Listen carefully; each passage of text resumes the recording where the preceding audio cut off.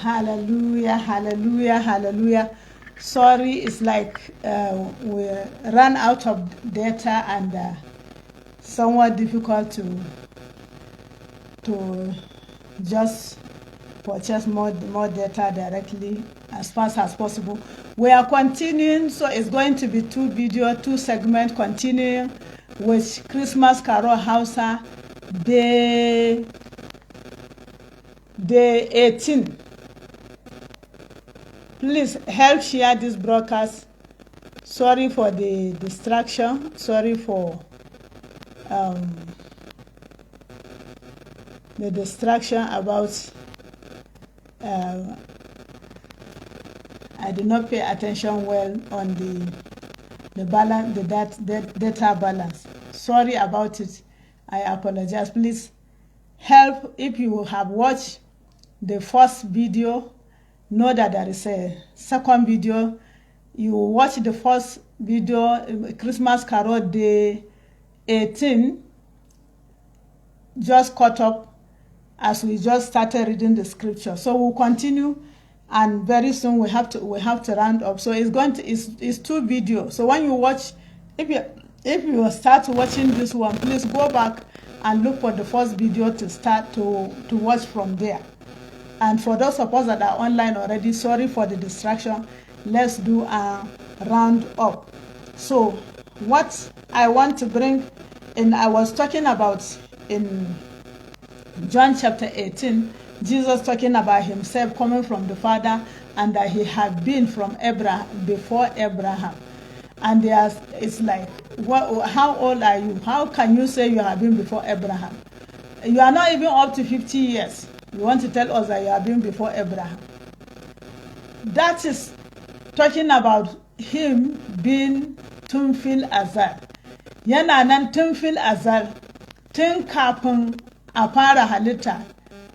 Shi ne farkon halitta, shi ne ainihin dalilin da ya sa kowace halitta ta wanzu. Ya ce yana nan tun fil azal, ya ce tun kafin tsakanin haihuwar Yesu da tsakanin Ibrahim da haihuwar Yesu, abinda ya sa Isra'ilawa Yahudawa suka yi mamaki suna cewa Yesu, to kai wane ne za ka ce mana kana nan tun kafin Ibrahim ma ya ga ranar kama yana murnar ganin ma ranar ka. Tsakanin haihuwar Yesu, tsakanin Ibrahim da haihuwar Yesu shekaru ne sun kai 2000. Tsakanin Adamu zuwa Ibrahim shekaru 2000, tsakanin Ibrahim zuwa Yesu shekaru 2000.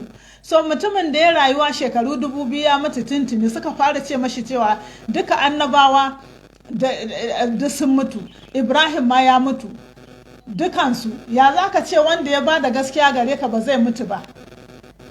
Inda gardama ta fara kenan, ya za ka ce wanda ya ba da gaskiya da abin da kake cewa ba zai mutu ba?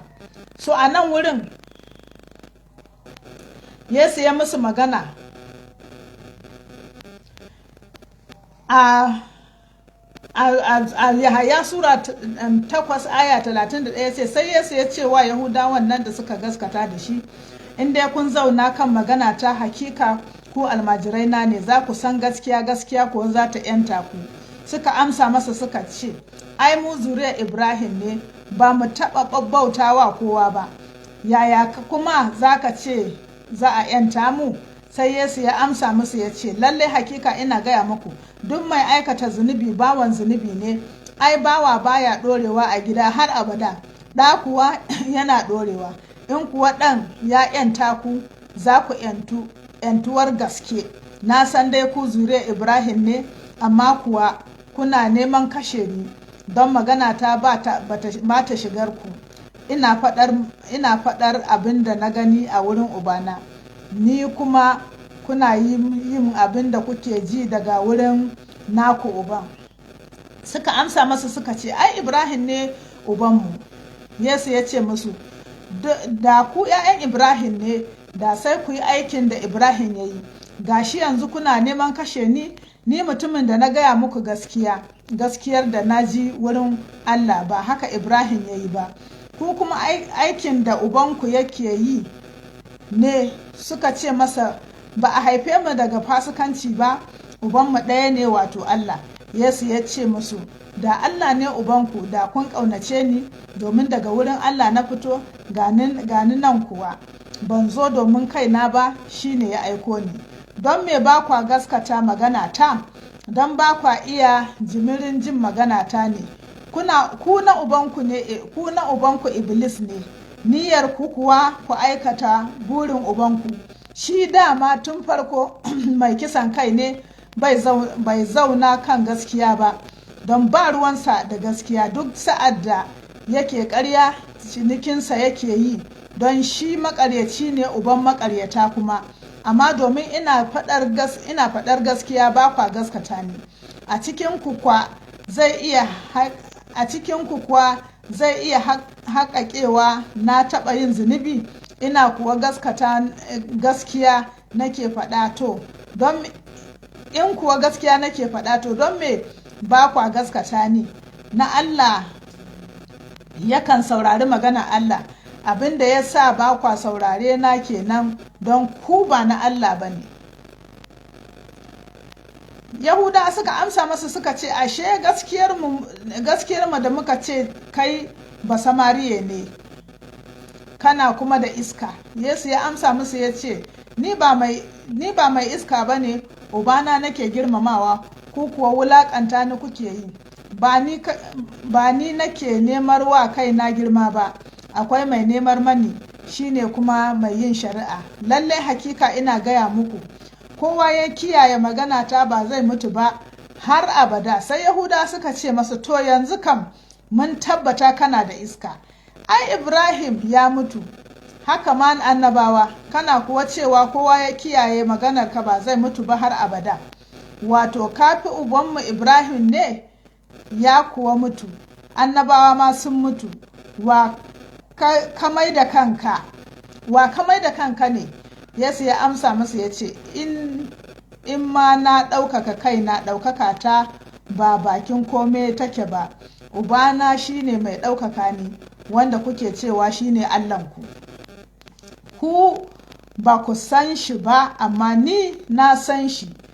Da na ce ban san shi ba, da na zama maƙaryaci kamar ku. Amma na san shi, ina kuma kiyaye magana tasa. Ubanku Ibrahim ya yi farin ciki matuƙa ya sami ganin zamani na, ya kuwa gan shi ya yi murna. Sai Yahudawa suka ce masa, har yanzu ma baka kai shekara 50 ba, wai kuwa har kaga Ibrahim? Sai Yesu ya ce masa, lallai hakika ina gaya muku, tun ba a haifi Ibrahim ba nike. Don haka suka ɗebo duwatsu su jajjefe shi. Yesu kuwa ya ɓuya ya fita daga wurinsu. Tun ba a haifi Ibrahim ba nike. Yesu na magana a nan wurin, yana gaya wa Yahuda shi daga ina yake. Yahuda 'ya'yan Ibrahim ne, amma kuma yana nuna musu cewa duk da cewa su 'ya'yan Ibrahim ne na jiki, idan ba su gaskata da shi ba za su tafi hallaka ta har abada. Domin Ibrahim ma shi ya halici Ibrahim ma ya yi farin cikin ganin wannan zamani nashi, da ya hango daga nesa da aka yi mai wahayi ya gani, ya yi murna. Amma lokacin zuwan mai ceto bai yi ba, lokacin har Ibrahim ya gama zaman shi ya koma ga mahalicinsa. Suka yi mamaki, ya za ka ce duk wanda ya gaskata da kai ba zai mutu ba? Kafu wane ne? Annabawa duk sun mutu, ubanmu ma Ibrahim ya mutu, ya za ka ce mutum zai wanzu har abada in ya gaskata da kai? Ya nuna masa cewa Ibrahim ma tun kafin shi ina nan. Hallelujah. So Ubangiji Yesu almasihu Ubangiji ne. Yesu almasihu ya ce, da ku na Allah ne, da ba za ku nemi kashe ni ba. Da ku na Allah ne, da za ku saurari gaskiya, da za ku ji daɗin in aka gaya muku gaskiya. Domin ku na ubanku Iblis ne, shi yasa ba ku son jin gaskiya, shi yasa kunnuwanku ke ƙeƙashewa, ba ku son ku ji, ba ku son ku tuba, ba ku son ku juyo daga miyagun ayyukanku. Kana saurare na yau, kina saurare na yau. Yesu ya shigo duniya, haihuwar budurwa, ya biyo ta mahaifar budurwa, wadda ba a riga an yi bikinta ba, ba a kai ta ɗaki ba, duk da cewa an riga an biya dukiyarta, saura biki ake jira. Maryamu ba a riga an kai ta ɗaki ba, mala'ika Jibra'ilu aka aiko shi wurinta, ya zo mata wannan bayani. Gashi za ki yi ciki. Dama can tuntuni wajen shekara 700 da suka wuce, annabi Ishaya ya yi anabci a littafin Ishaya Sura 7 aya 14 ya ce, za ku ga wannan alama, gashi budurwa za ta ciki, za ta haifi ɗa, kuma za a kira shi da suna ɗan maɗaukaki. Yakubu ya ce Shilo idan ya zo, zai zo domin kowace kabila. Yesu ne Shilo, Yesu ne sarkin salama, Yesu ne kyauta daga Ubangiji. Ya zo domin kowace kabila, ba domin Yahuda da Isra'ila kawai ba, domin Hausawa, domin Fulani, domin bare-bari, domin Igbo, domin Yarabawa, domin Bagi, domin kowane irin yare kake tunani, domin duka yarurrukan Najeriya sama da 300, domin Afirka, domin Amerika, domin ƙasar Turai, domin ƙasar Larabawa, domin ƙasar Sin, domin ƙasar Indiyawa, domin duka inda mahaluki yake. Yesu zuwansa shi yasa muke murna wannan wata.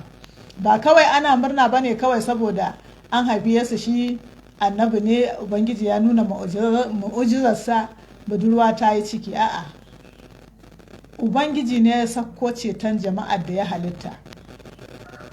Ba mu san inda yake ba, amma shi ya san inda muke, kamar yadda ya faɗa a littafin Yahaya ɗin nan da muka karanta yau.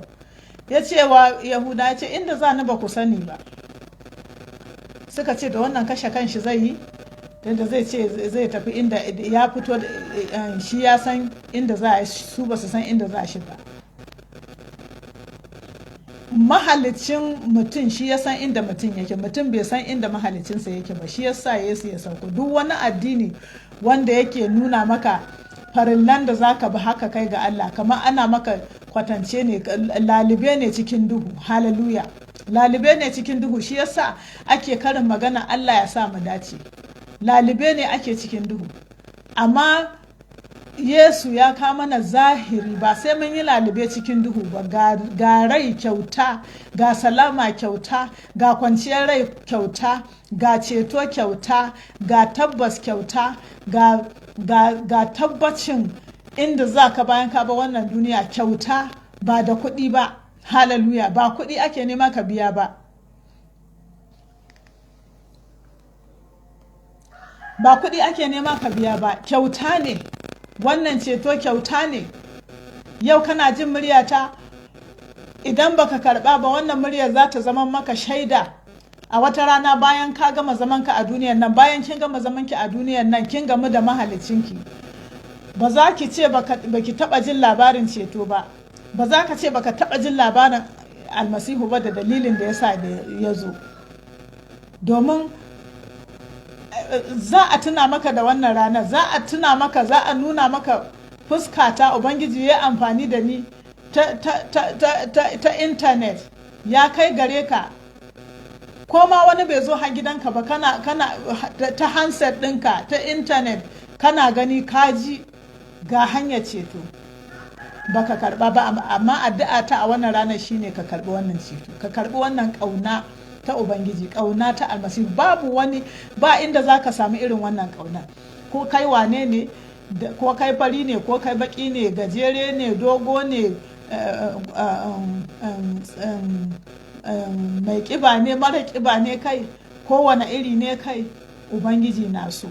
Dama shi ya halicci kayansa, bai da wanda yake ƙi. Komai lalacewarka, komai laifinka, komai zunubinka, ko mutum nawa ka salwantar, idan za ka zo wurin Ubangiji akwai gafarar zunubi. Ko mai ka taɓa yi, in dai za ka tuba, ka ce daga yau na daina, daga yau na daina kashe mutane, daga yau na daina sata, daga yau na daina zina, daga yau na daina fasikanci, daga yau na daina duk wani aikin asha da Ubangiji bai so. Ina so in samu canji. canjin nan bai zuwa. Mutane da yawa za a shiga sabuwar shekara yanzu zaka ji ana new year resolution, zaka ji wasu na cewa wannan shekara da za a shiga in Allah ya daga yau na daina shan taba, in Allah ya daga yau na daina shan giya, in Allah ya daga yau na daina neman mata, in Allah ya daga yau na daina bin samari. Amma da yake tunani ne na mutuntaka, da yake mutum na so ya sa ikon su na mutuntaka ya ga cewa ya daina wa'annan ayyuka, duka 'yan kwanaki ne. Wasu ma ko sati ba su yi, wasu ba su ma kai sati biyu, wasu ba su kai wata. An koma kuma an dilmiya cikin aikin asha da aka saba yi. Saboda aikin ikon zaman tsarki, ikon zama mutum ya yi nufin Ubangiji daga ruhun Allah yake zuwa. Sai ka karbi Yesu a matsayin Ubangijinka da mai cetonka, sannan zai cika ka da ruhunsa na gaskiya, ruhunsa mai tsarki, wanda zai baka ikon yin rayuwa irin ta Ubangiji, wanda zai raba ka kakaf, ko in giya ce ko marmarinta ko ƙanshinta baka son ji. In wiwi ne, in kwaya ce, in menene, in kokin ne, in hore ko warin ta baka san ji. Wannan zai zo ne kawai daga ruhun Yesu almasihu idan ka karbe shi a matsayin ubangijinka da mai cetonka ya sako bisa rayuwarka, shi zai baka wannan iko.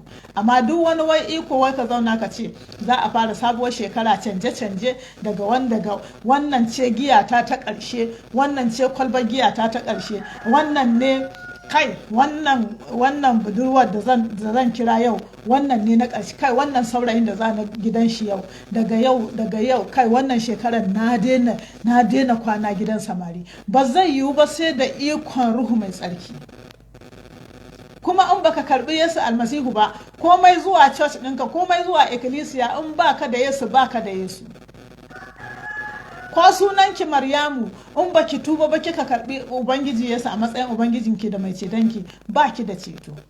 Wato uwar Yesu ma kenan gaba daya. Ko sunanka Yusufu mijin Maryamu, ko sunanka Ibrahim, ko sunanka wane ne, in dai ko sunanka Peter, ko sunanka Paul, ko sunanka wane ne, in dai kana rayuwa irin ta wadda Ubangiji baya so, ikon da zai raba ka da wannan rayuwa yana cikin ruhu mai tsarki na Ubangiji, wanda yake sakowa mutane idan suka tuba suka karbi ceton Yesu almasihu. So ina kiranka yau, ina kiranki yau rana ta 18 na wannan Christmas Carol na Hausa. Duk inda bidiyon nan ya kawo gare ka, a cikin gida ne, kan hanya ne, ta Facebook ne, ta YouTube ne, ta Telegram ne, ta ina ne, ina so ka yi addu'a tare da ni, addu'a ta tuba daga zunubi, addu'a ta Ubangiji yana kira ga 'yan ta'adda su ma su tuba, ko ma me kake, barayi su ma su tuba, maƙaryata su ma su tuba, su karɓi ceton Ubangiji. Komai laifinka, abinda kawai zai sa ka mutu ka tafi gidan wuta shine ka ƙi karɓar wannan ceto da ya kama ka kyauta ta cikin Yesu almasihu. Amma idan za ka karɓa, komai laifinka, komai lalacewar rayuwarka, shine Ubangiji wanda ke ɗaukar rayuwa komai lalacewar ta ya zo ya gyara ta yi fes. Aljanu ne kake tafiya da su, kana maita, kana amfani da al'amuran ruhaniya, tsubbu da tsafi, kana tsaface-tsaface, kana kashe mutane a ruhaniya, kana wulakanta mutane, kana hana mutane cin gaba, kana ƙiyayya da mutane, kana tsafi ma mutane. Akwai gafarar zunubi in har za ka tuba da gaske. A tsohon alkawari, shari'a Ubangiji bisa ga tsohon alkawari ya ce kada ma a bari maye ko maiya su marayu, a jajjefe su ne kawai da duwatsu. Amma Yesu ya zo ya kawo ceto.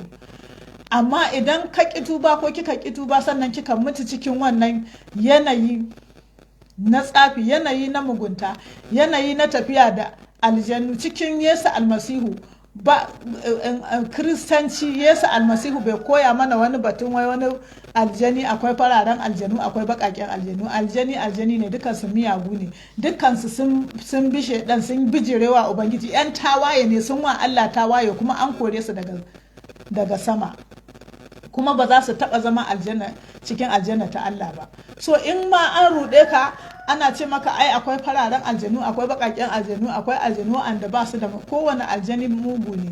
In za ka karanta labarin Yesu almasihu, ka karanta ka samu littafi mai tsarki, ka karanta littafin Matthew da littafin Marcus da littafin Luka da littafin Yohana, nan za ka ga aikace-aikacen Yesu almasihu daga haihuwarsa zuwa girmansa zuwa aikace-aikacen da ya yi, mu'ujizai da yi har ya zuwa gicciye shi da aka yi har ya zuwa tashinsa daga matattu. Za ka ga duk inda Yesu almasihu ya haɗu da mai aljani yana raba shi da aljani na yana korarsu ne. Wasu ma in suka gan shi za su fara ihu suna kururuwa suna cewa ka zo ne tun kafin lokaci ka halakar da mu yanzu, domin sun san shi, sun san Allahnsu ne, sun san Ubangijinsu ne. Akwai lokacin da ya shirya ya halakar da su. Ai mun san ka, kai ne maɗaukakin nan, kai ne mun san ka, ya ce musu su tsit su shiru sannan ya korarsu. Domin tsakanin Yesu da aljanu ba hudda. So idan kana cikin almasihu sannan kuma kana cewa kana hudda da aljanu, kana cewa kuma kai Kirista ne, to har yanzu Kiristancin nan baka fara ba tukun. Hallelujah. Yana buƙatar ka tuba. Kana saurare na yau, kina saurare na yau.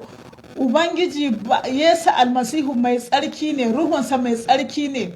An ce ruhu mai tsarki ba mugun ruhu ba. Ruhu mai tsarki baya ga shi duk sauran ruhohin Iblis da Shaiɗan da aljanu dukkansu miyagu ne, dukkansu marasa tsarki ne, dukkansu marasa tsarki ne, dukkansu masu datti ne. Kuma ba yadda za a yi kai hudda da su ka kai ga wurin Ubangiji mai rai. Ubangiji ya taimake mu. Ko me suka yi maka, kowane alkawari suka yi maka, rabu da su ka bi Allah mai rai, rabu da su. Yi ƙarfin hali ka ce tafiya da ku na daina, ka zo ka bauta ma Yesu almasihu Allah mai rai. Ikonsa kawai shi zai karya ikon aljanu a rayuwarka, shi zai raba ka da duk wani ƙangin bauta da wani mugun ruhu ya sanya ka. Hallelujah. Za mu kawo ƙarshe na, we will be praying as we round up. We will be praying and the Lord will answer our prayer. I want to pray with you because I don't even know this data, how far. I just did something to get that. I don't know how far. So I want to quickly pray. Thank you for listening. Thank you for your time. Please share this video. Let it reach whosoever it needs to reach, so that people can be saved, so that people can make it, so that people can go back and relate with their Creator. Obama na maka mun baka girma da yabo da ɗaukaka. Mun gode saboda wannan broadcast da ka taimake mu muka yi. Uba, bari sunanka ya samu ɗaukaka. Iyakacin wa'anda suka saurare ka, Ubangiji ka ba su iko na bauta maka, ka ba su iko na binka da zuciya ɗaya a cikin sunan Yesu. A cikin sunan Yesu Ubangijinmu da mai ceto muka yi addu'a. Idan kana so ka yi magana da ni, kina so ki yi magana da ni, a rubuta text ta Facebook Messenger. Zan gani kuma zan yi reply. Ubangiji ya taimake mu. As we share the grace and fellowship, we will continue tomorrow again by the grace of God, day 19 of our Christmas carol. The grace of our Lord Jesus Christ, the love of God, and the sweet fellowship of the Holy Spirit shall continue to abide with us now and forevermore. Amen. Bari alherin Ubangiji mu Yesu almasihu, zumunta da ƙaunar Allah Uba da zumuntar Ruhu mai tsarki su kasance tare da mu daga yanzu har abada. Amin, amin, amin, amin. Hallelujah, hallelujah. See you